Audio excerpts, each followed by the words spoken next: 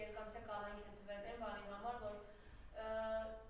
գնացը ինքը պատարագին էր մասնակցում եւ Նիկոլ Փաշինյանը իր շքախմբով մտավ եկեղեցին փոխեց այդ արարողակարգը, որի հետևանքով են բախումներ եւ հարված ստացավ Դավիթը իր գլխին, ունի գանգուղեղային ցնցում, հիվանդանոցում էր, իսկ երեք արդեն պատվարակով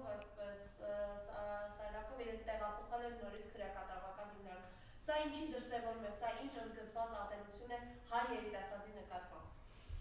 Սա ամենայելի ողբալի հարցերից մեկն է, որ այժմ մենք ունենք, որովհետև Նիկոլը իր ամբողջ դրսևորումներով, այս դեպքով, իր մյուս հայտարարություններով ակնհայտ երևում է, որ պայքար է տանում առաջին հերթին հենց մեր երիտասարդության դեմ։ Հենց այդ իր ատելությունն էր պատճառը, որ 5000 զոհ ունեցանք մենք հարձակման ժամանակ, երբ որ ինքը ամբողջությամբ սաբոտաժի ենթարկեց մեր պաշտպանական գործողությունները։ Այժմ նույն ատելության մասն է, ինքը ատում է հայ ազգը, սա շատ ցավալի է, բայց փաստ է, եւ դրա համար գիտեք, տարբեր մարդիկ տարբեր մեկնաբանություններ են տալիս, բայց երևի թե մարդկանց ճնշող մեծամասնությունը չգիտի, որ իրեն ներկայացվող մեղադրանքը, հիմնական մեղադրանքը, որ ինքը խափանել է Նիկոլի քաղաքական գործունեությունը։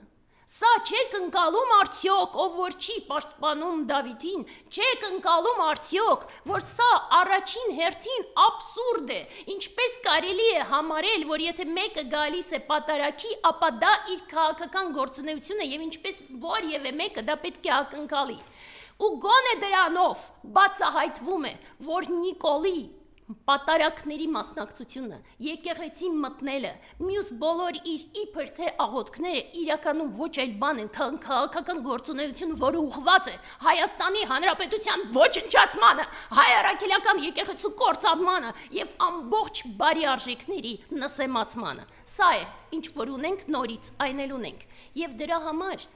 Դավիթի նմանները հիշվելու են որպես հերոսներ, միևնույն է։ Ես հույս ունեմ, որ Դավիթը իր մեջ ուժ կգտնի, կառողջանա, կվերադառնա իր նորմալ կյանքի, իսկ մենք բոլորս կհիշենք իրեն որպես մարդ, ով արտահայտեց մեր բոլորի կարծիքը։